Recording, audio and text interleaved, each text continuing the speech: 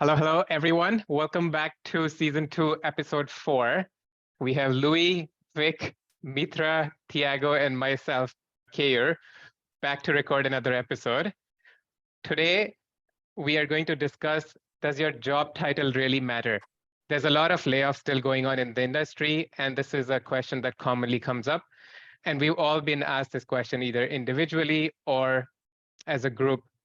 So let's get into it. Does your job title really matter? And to what extent? Mitra, do you want to kick us off? Yeah, I think it matters at a certain level. I think between an engineering manager and senior engineering manager, you might even see like engineering lead thrown in there. I think those can be a little interchangeable, honestly, because a senior engineering manager at big tech might be the same roles and responsibilities as an engineering manager or even maybe a tech lead at a small startup.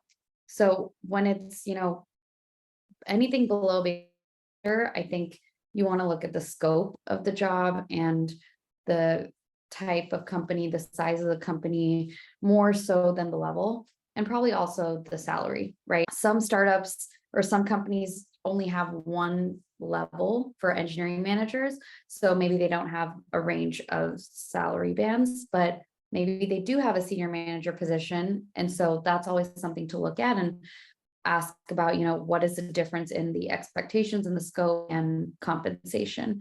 Beyond that, though, I do think director and VP title does matter. I'm someone who recently went from a senior EM to a director, and I do personally believe that once you make that jump, you're kind of there, you're set, and you're not really going to go back to EM or senior EM unless you really want. And from there on, it's very much a stagnant or upward trajectory, which is great for a lot of folks. So if that is something that you're looking at and you're not sure if, maybe I'm a senior EM or I'm a director, I think that's something you'd want to get super clear on, because there, I think title definitely matters. That's a great point. So we are saying it does matter for career advancement. So Mitra, like you said, you went from senior engineering manager to director.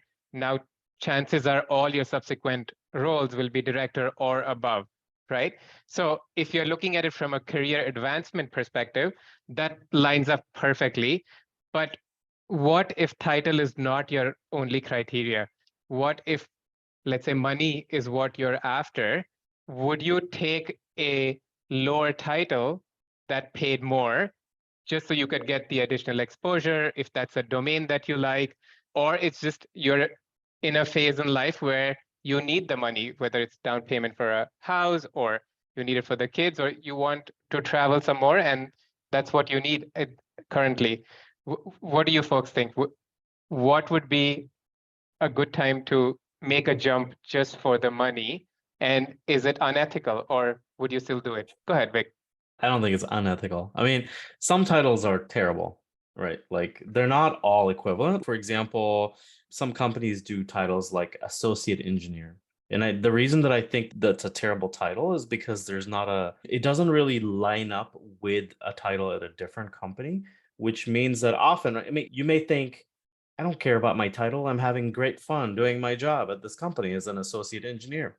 And that's fine for you until either you're laid off or you're having a bad time and you want to find another job, where a recruiter looks at your resume and says, you're an associate engineer. I don't know what that means. Or they're scanning LinkedIn for titles of like senior engineer. When Netflix had that whole thing where they had a whole flat organization, I mean, first of all, no one was leaving Netflix. So it's not the perfect comparison, right? But when they wanted to, they were not getting recruiters reaching out to them, trying to hire them into staff plus roles, because they were searching for people that already had staff plus roles. But I think like you have kind of like these different tiers, right? Because when you're in a staff plus role, it's totally fine for you to go from principal to staff for more money. And I in fact did that. I went from a principal role to a staff role that paid more. And you don't always have this linear growth of titles in your career. It's totally fine to have like a little roller coaster that you have. But when you go, I feel like if you go more than one level down, like I would not, for example, go from principal to senior engineer. That is not a great time for me. First of all, I don't think it'll come with the same kind of pay. And also, it just looks weird on a resume. It means that when I take up a senior engineer job, recruiters are not going to reach out to me for staff plus roles because they're looking for people in a certain level. That's my whole thing with that. Louie. Yeah, so I mean, I love what everybody's saying on this basically, but I think there's a couple of things here, right? So when judging somebody that's coming in, what title do they deserve? You know, speaking from personal experience, I think we used to use a number of criteria, right? Like how many years of experience do they have? Did they tech out?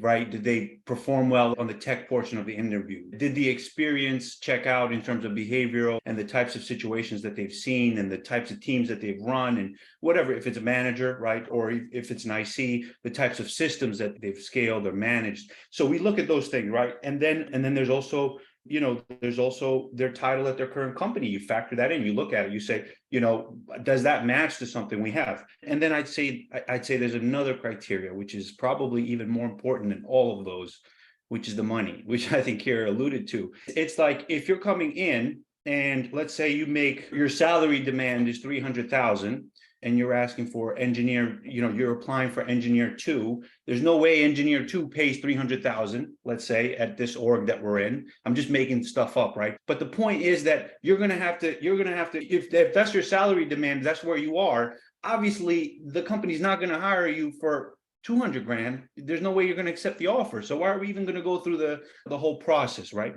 And so I think all of those things, it's kind of like the sun, the moon, the earth, they kind of have to align, and then you get a title.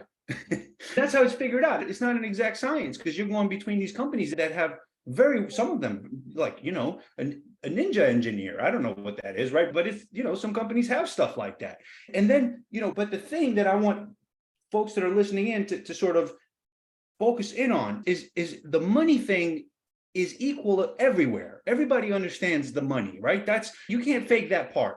And so I think it's really important, especially, you know, if your goal is to climb up fast, you know, that you climb on the money side as quickly as you can for a number of reasons. I mean, there's trade-offs, just like everything else is going to paint a target on your back, okay? Because you're making a lot of money. Everybody up top, people in very senior positions, they care deeply about how much you're getting paid. So if you happen to be a staff engineer that's making 500 grand, and most staff engineer at our company make 400, everybody's going to ask, is Louie pulling his weight? You know, he's making, you know, 20% more than all the other folks. And they're going to ask your manager. And when your manager says, well, he's crushing it. Oh, okay, well, we should think about getting him promoted then, so he's no longer in that bracket. These kinds of conversations, I promise you, happen all the time. I've had HR reach out and say, you know, you've got so-and-so at the top of the band. Well, I know that's on purpose. We're trying to hurry this up, right? And so this is the thing that you got to keep in mind, is that the faster you climb up the money portion, everything else will be forced. You'll drag it along, right? And if you go in to a new company and, you know, you're making your salary demand is 500 grand, they're going to have to figure out the title. You don't even worry about it. You just say, this is what I want. They're going to have to align the star, the moon, and the earth and tech you out and make sure all of that aligns. But I think once they do, they're going to have a good sort of title for you. So I'm a big believer that if you have these options, you should always take the money, because what's going to do is it's going to put the focus on you, is going to put the lens on you, is going to force other people to kind of pay attention to you. And you're going to have to earn it, right? It is a risky move, but if you care about moving fast, I think this is a pretty good trick to do it. You want to jump in, Thiago? Yeah. So I'm going to say first why title matters, and then I'm going to go on a tangent on other kind of alternatives to titles. But okay, so I think title matters for a lot of reasons. I think like the first one is they are kind of like your symbols that you're progressing throughout your career, and they communicate to the external and to the company like your level of competence, right? And the other thing that titles matter is, especially for people that are traditionally and historically seen as less competent than they are, the title has a huge impact on how people are gonna assume like if their comments, their points are going to be taken seriously or not, right? I think especially for women and women of color, I think is a big challenge. And I think for men is usually men are always seen as more senior than they usually are, right? So I think like having the title helps to calibrate that a little bit. And the other thing I think like the titles is used sometimes as more like what is the degree of freedom that you have.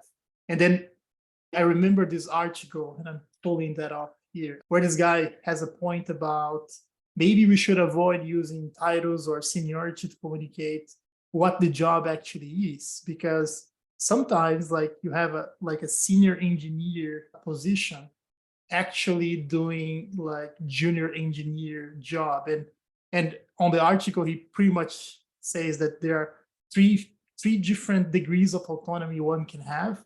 Is like number one is the solution implementer, that's usually called as the junior, right? Is someone that is given a particular well-defined task on a particular language, and that person has to just implement that. And then there is the problem solver, that is kind of the senior, is a little bit more ambiguous problem, but the problem is given to the person, just has to make that work in a way that it will be scalable, will be on a good quality. And then there is the problem finder, that's kind of like more what is supposed to be the staff engineer. That's not only solving problems that are given to them, is the one that is like creating the problems or selecting the next problems that the team, the company will solve, right? Is the one that's actually giving ideas on what problem to solve next, right? It's not the one that's waiting someone to give them a project or something. So, and I feel that there are big confusion sometimes with titles that actually don't match the degree of autonomy they should have. And I think the thing that worries me a little bit, and just to finish, I think Netflix up to last year didn't have any titles other than senior engineer, right? And there are reasons to do that, especially when you don't want to have a hierarchy or something like that. But even though I think recently they actually pulled the trigger and formalized staff and principal distinguish and all that. Vic? I agree with all that. I want to go back to something that Louis said. Well, actually, something Louis didn't say. So Louis didn't explicitly use the word salary band, but that is like a huge factor here, right? Like it's this invisible hand that basically guides how much you can even be paid at a company. When you get a bonus, when you get a really good performance grade, your salary band really dictates how much they can even, your manager can even pay you. The multiplier you get for your bonus, you're as a senior engineer, your multiplier might only be, I don't know, I'm just coming up with something, maybe like 1% versus, as a principal engineer, it may be much more. So, I do think that you should try to get a higher title when you're joining a company, for sure, right? And the other thing you'll note is that when you ask your manager for more money, they may simply not be able to give it to you if you are, for example, a staff engineer. HR may simply not allow unless you get promoted. So it's this weird thing where your ultimate goal may not be, I want to be a distinguished engineer by the time I'm 30, or I don't know, I'm just coming up with something.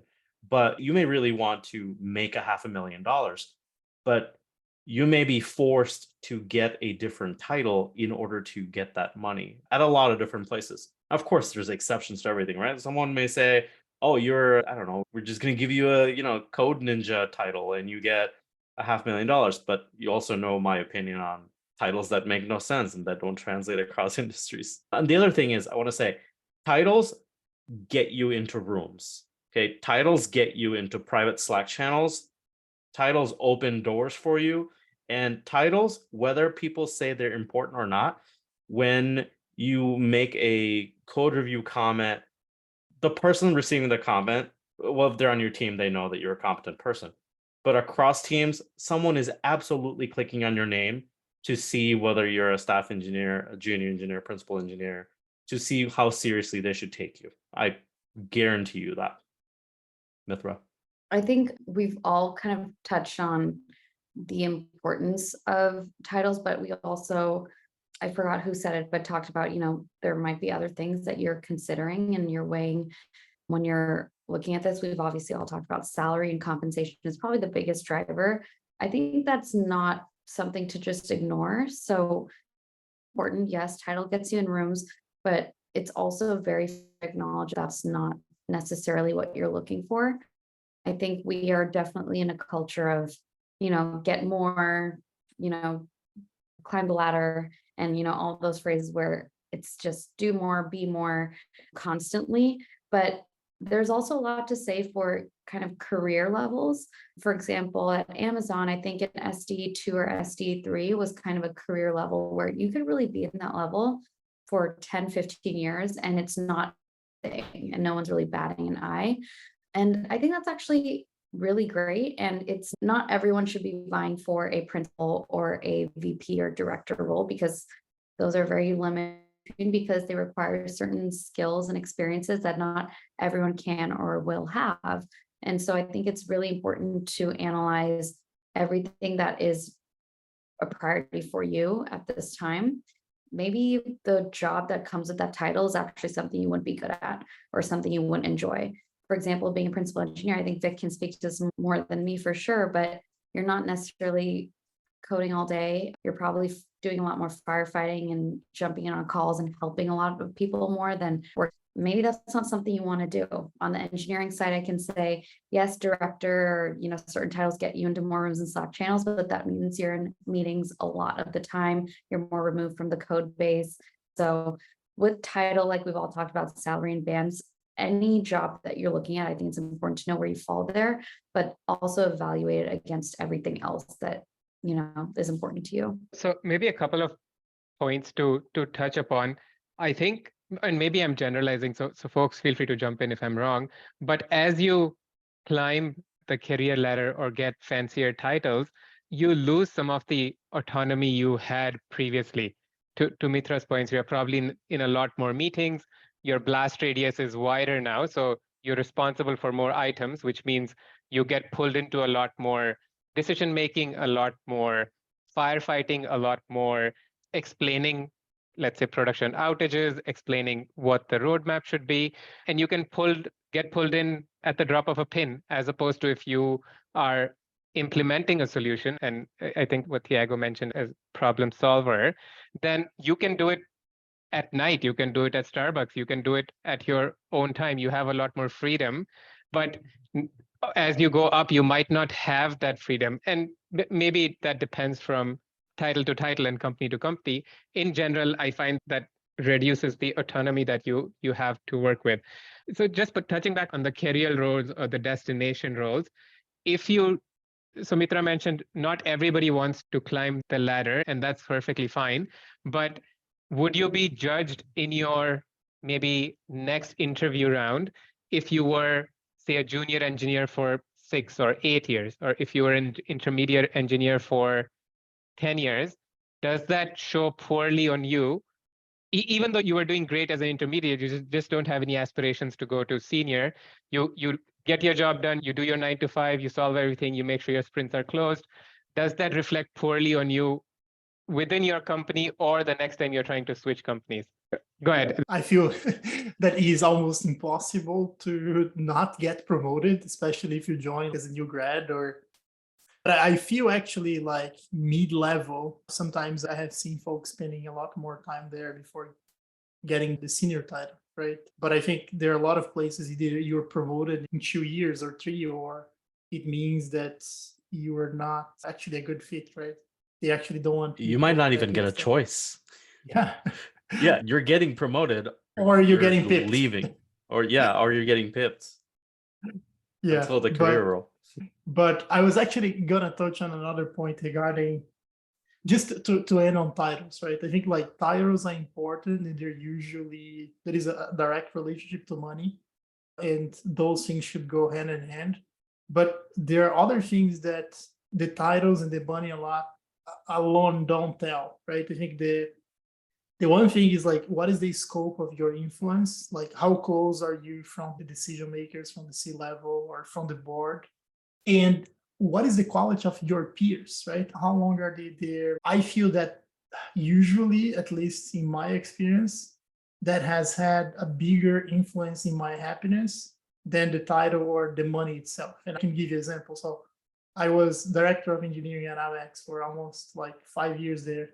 And I had 30 people org, and I had managers, managing managers, right? And I moved to Apple to actually more than double my total comp. And I went to a senior engineer manager title, but it was actually a direct manager, first line manager. And I was like maybe 10 levels deep from Tim Cook, and I felt like that my impact was completely like irrelevant, right? And while at Amex, I had meetings with the CTO every single week, right? And I knew the guy personally. So it was a completely different kind of morale for me. Even though I was getting a lot more money, I was a lot less. I mean, I was miserable, to say. And I think that has also to do with the kind of peers that I had that were like most were their first or second job, versus like at a bank, you had people that had a lot more time, like people with 20 years in tech, right? Or in the industry, not in tech necessarily. That was a different vibe, I would say. Vic? So Mitra was saying something earlier about, I think finding your fit, right? Like finding your fit is totally a thing. You might get promoted. So oftentimes, I mean, your career role is on the same track, right? Your career role is not you got promoted from being a senior engineer into an engineering manager. That's a different job. You're not going to find yourself there. But sometimes you might get promoted into something that you realize you hate. Like I became an engineering director, and I did that for a couple of years before realizing that this was not a good fit. And so I'm probably contradicting my own statement from earlier about, more doors opening. Sometimes too many doors are open and it's too much, and you realize that you're in the wrong place. And and you need to be in the right place, the right company, where you can say, this is not the right fit. I want to go back to doing what I was doing. And actually, when I went back to the IC track, I got paid more at the same company. So it's not even the case all the time that being at a higher level gets you paid more. So it's all about finding the title that fits you, not just the title, finding the job that fits you. Director of engineering is a very nice title. I love the title. It's great, but it's not the title that fit me. That it wasn't the work that fit me. Louie. Yeah, I mean, these are all great points. I want to talk about something that doesn't get talked about much, right? Which is, when I said that the money matters more than the title, I meant in the same company, in relationship to your peers, right? Some director that's making a lot more than another director is going to have a lot more eyes on them. And so there's certainly going to be bigger expectations when a big project comes up and they say, well, Louie's getting paid a lot more, so dump it on him, right? And then if you do a good job, that's how you force their hand to get you to the next thing. And it's a weird thing where they think they're kind of getting you, but in some ways you can get them. So that's what I meant when I said, but I want to talk about something else. This idea that a lot of people talk about title inflation, but nobody talks about the money inflating, right? So you go to Apple, and Thiago has an excellent example, right? You go to Apple and you're making a lot more than you were at, a fintech. Certainly for a long time, big tech was paying a lot more than fintech, right? That's a known thing. And so, they inflated the salaries like crazy. You have a junior engineer making the same as a senior engineer in fintech, right? And so you think about that, and no one talks about it, right? But it's not like that junior engineer at Apple or Google or wherever they are, really deserves the senior title. And if they come back, they might not pass the interview. They might not, pass the senior interview, because that's where they're going to try to slot them, right? Otherwise, their choices are limited now. They can only go to big tech. If they want to sort of maintain their status quo. Otherwise, they're going to be interviewing they might be like a first-time manager with a couple of months of experience, but in order to get the salary they're getting, they're going to have to get a director title and manage multiple teams. And no one talks about this, but it's a very real thing. I think people, once they sort of slot into, big tech and they get these, large sums of money, it's challenging to go back down, right? It's very challenging. And so, because you're going to have to interview and get the title that you might not have the experience for. So it's a very interesting thing. I think no one really talks about it much, but big tech has inflated the money, not the titles. They've inflated the money like crazy in our industry. And so anyway, I just thought I'd harp on that. Yeah, one example. I had people that joined Apple as new grads that were stuck there because they had so much equity that like they accumulated over the years, even as a junior, right? With the stocks going up, that they could not find a job that would pay the total comp that was similar anywhere else. It was almost like either they would go to another big tech that would take the initial hit and give a lot of stocks on a lower level, or they would just wait for a couple of years till they vest everything at Apple, right? And I feel that especially at the beginning of your career is actually, it doesn't actually help you to grow skill-wise and behavior-wise if you are on a on the same environment or on the same project with kind of the same people, right? I feel that even though you might take a hit financially at that moment, right, you might actually grow faster if you look 3, 4, 5 years down the line. Mitra? Yeah, I can speak from personal experience here. Going from an engineering manager at Amazon to a medium-sized startup to a very small startup, all vastly different experiences, vastly different roles. My team sizes were all different. The types of teams I managed were different. Of course, you're meeting new people. So I think that is a huge benefit to just your network. And the job requirements were very different. At some places, you're expected to code, maybe more so now. Engineering managers are expected to code or be more involved. At some, you're kind of helping set up the engineering org. They maybe don't have hiring practices set in place. They don't know how to handle incidents. So these might be things that you jump in and help with. It's honestly, even though the title was the same, the compensation did increase with every move. And I think that's a well-known thing in the industry, right? Moving companies will probably give you a bigger jump in your salary than staying, because companies have different budgets for internal promotions or just raises. And it's just a known fact. Internally, you're probably, even with inflation this year, only getting about a 3% increase. If you moved companies, you'll probably get 5 to 10% at least. And that means you always have to think about where you sit on the band, like Louie was talking about a bit ago, but it's still there, right? Thanks, Mitra. While we are talking about titles, there are titles that are often unconventional. So for example, Apple calls all their service technicians geniuses, right? Google calls all their HR managers chief happiness officers. And Disney calls all their engineers and multimedia experts Imagineers. And AO used to call all their analysts digital prophets, right? So this is often done to allow companies to get their folks to tap into their creative energy, to not cast them in specific boxes, and allow them to take the role wherever it goes, right? Having said that, those roles often are difficult to translate when you're moving to different companies, because nobody else knows what a chief happiness officer is, right? Or nobody else knows what a genius is. Again, maybe at bigger companies, it's well known now, but if there are other companies that are not as well known, or startups doing a take on this, then you often have to explain to your next recruiter or hiring manager what exactly is you did, what your scope of influence was, what your responsibilities were. This also hurts your, let's say, LinkedIn profile or recruiters searching for particular keywords in your job title.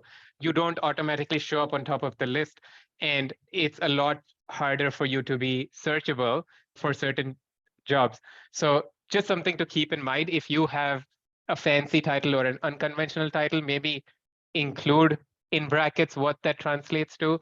There is a bank in a financial institution in Canada that is well known for inflating titles by 3 or so levels.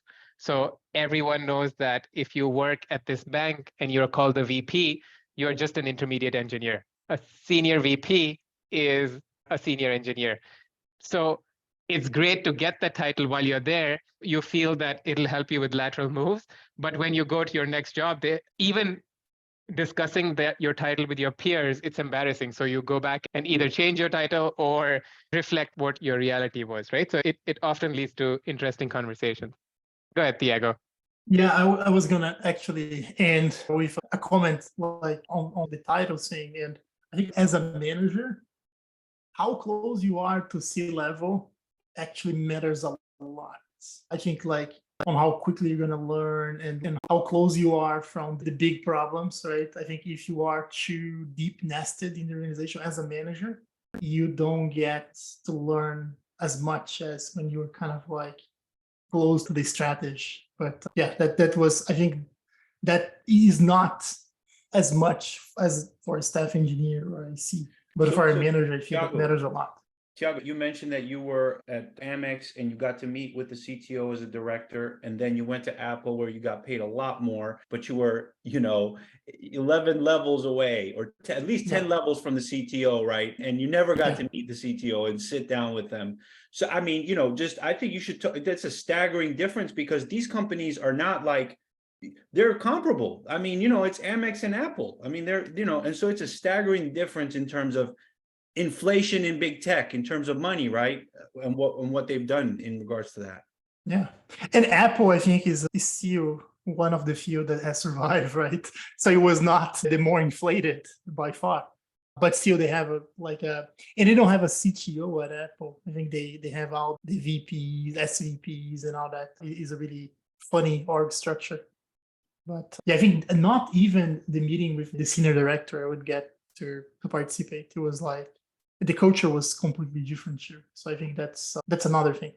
So maybe we can do a quick round and get some tips from whoever wants to jump in to share. So let's say you are on the fast path. You do want your next title because your goal is, let's say in the next 10 years, you want to be 4 titles higher from where you are, right? But if you stay at your current company, based on baseline, based on talking to your peers, based on talking to your boss, you know that you're not going to get that next title for another 4 years because that's the pace at which titles change, whether it's the size of the company, whether that's the culture there, you know that you're not going to get the next title. However, if you want to move companies, it's often easier to make a lateral move and then climb within the ladder at that company, right? But do you guys have any tips on getting the next title at a different company? What should you do? Should you apply to every single job with that new title? Should you explicitly look for additional responsibilities within your current role so you can speak to those experiences?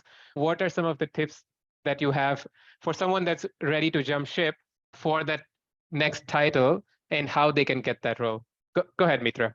I think this works whether you're ready to jump ship and get an upgrade, or if you're currently job hunting and you're thinking to yourself, maybe the next role or a different title is better for me. It all comes down to the specific expectation of the role at that company. Like we've just talked about, title can mean something so vastly different depending on where you go and where you're looking. So if you're looking for a senior manager position, maybe at your existing company, you weren't able to hit that bar, or there's a ton of other factors that go into it, right? There's politics, there's opportunities making themselves known, tons of things. For whatever reason, to do it there, but maybe at another company, their expectation your manager actually matches up with what you're doing as just a normal engineering manager. I'm using, engineering manager world as an example here. And I think you find that happen a lot. So you might see that an EM, the difference between an EM and a company is really just in years of experience. Like you necessarily have a bigger team or a bigger area or scope. It's just they want someone more experienced to come in. That would be a great place for you to apply to get that title jump. So always look at the description of the job rec and what they're looking for, and more likely than not, you might find that you actually fit it, even though it may not be the title you would have current company. And then on the flip side, if you find there are certain things that they're asking or expecting of the role, but you don't experience in yet, that's a great pointer to you for what you can do at your current role. There's nothing stopping you from, leading some or maybe taking on, mentoring a few more folks or being more involved in like your recruiting process or whatever they're expecting from this role. By the way, really quickly, I just want to jump in with a quick example here. I recommended a friend who had a VP title at their company, which is a mid-sized company. and I recommended them for a role at Twilio where I work for a VP role. And the recruiter looked at their application and said that, so actually, we're looking at their responsibilities. I would consider them more of a director here. And so, unfortunately, this is not the right fit for them. And I guess I didn't expect that. I mean, I should have expected that sort of the job of the recruiter, right? But that was the first time that someone has, that I've known in my experience, that someone has clearly looked at the scope of the responsibilities and said, this is a mismatch because that level here gets down leveled. Go ahead, Thiago. Perfect. I was actually going to comment a little bit on that. And I would say usually executive recruiters, especially in the US, they have a map of titles between companies. So I remember when I was interviewing for Apple, the guy that took care of my process, he had, usually people that are director at banks are usually senior managers here. And they have, if you are, let's say, at PayPal, is a second level big tech, you also don't get the same rate. Like you have to be at the same kind of, level. But I would say the question that Keyur asked is really interesting, because what are the consequences of getting up leveled, right? Because usually when you get promoted inside like the same org, there is an element that you have on that particular org that you don't have when you move to a different company. That's usually called like goodwill. That's basically the relationships, all the credits you accumulated, right? For delivering projects, for meeting people. And those are the things that support you to transition to a new level, right? Because whenever you're promoted, you usually are not 100% there yet, right? It's usually a leap of faith in most cases, right? There are, of course, companies that try to do the kind of where you're promoted, like lagging promotion model. And whenever you move to a different company, you don't have that. So if you're gonna try to change to a up level on an environment that you don't know the people, you don't have any goodwill, the chances of you succeeding are really small. And that's why I think recruiters are so careful whenever they do that. It's really hard unless you have crazy scope and you got stuck on not being promoted for years for you to get the title on a new company. And especially if you're transitioning from IC to manager, or from, let's say, first level manager to director to VP, usually companies don't take chances on those critical roles.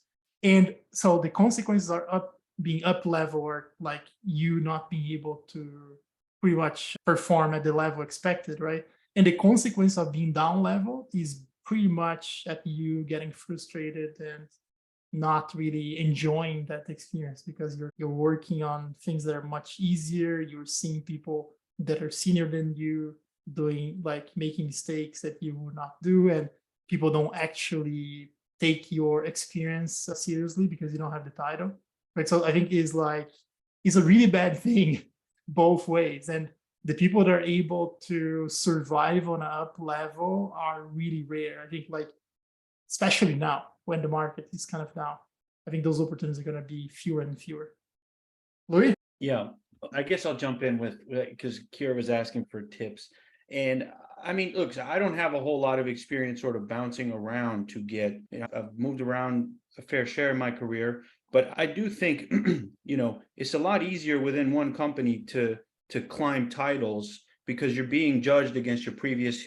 Okay, I say it's a lot easier. It's not a lot easier. Like, it's a lot easier if you've happened to find a sweet spot where you're getting sweet projects and you're delivering on them and the company's growing and the stars and the moons are aligning. It's a lot easier if that happens. But if you're not that lucky, you should search. It's just like the multi-armed bandit, right? You should search until you find the slot machine that's paying, and then hunker down and climb, because it's a lot easier.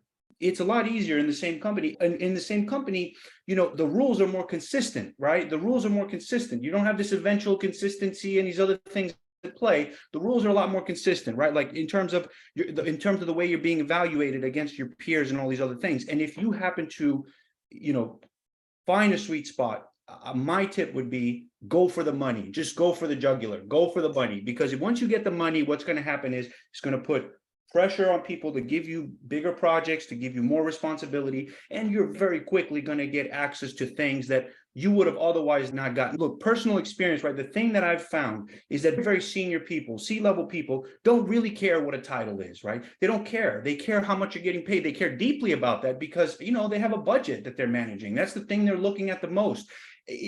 Caring about title, if you're like the CTO, is a manager caring whether someone's a junior 1 or a junior 2. Who gives a shit, right? Like, it's a junior, right? It doesn't matter if there's, I'm not going to listen to one more than the other. It doesn't, whoever has the good idea, let's go with it, and I think this is really important. I think we in the mid-range get hung up on this, and it's true that everyone in the mid-range is hung up on it. And so it feels overwhelmingly like it matters. It lets you into Slack rooms, it lets you into these things, but that's only because the Slack room is not controlled by the CTO. Right? If the Slack room was controlled by the CTO, I promise you the CTO probably wouldn't give a shit, like would care about the person that's adding the most value. And it's very easy for them to stack rank, people based on the salary and how much they're getting paid. And they're going to ask all the time, how's this person doing? They're getting paid so damn much. Are they pulling their weight? I need to know. And it's a very important thing. I saw it all. It puts pressure, but the pressure, is good. The pressure is how you get a bigger pipe. And that's how you move faster. That's the thing that I have the most experience with, right? Is within one company, how do you climb as fast as possible? Well, chase the money. Tell them, it's 10% raise not going to be good enough. We got to do 20. We got to figure out a way to get more money. And so the manager is going to have to get creative. Let's give you an exceeds expectations and a promotion. Let's double up.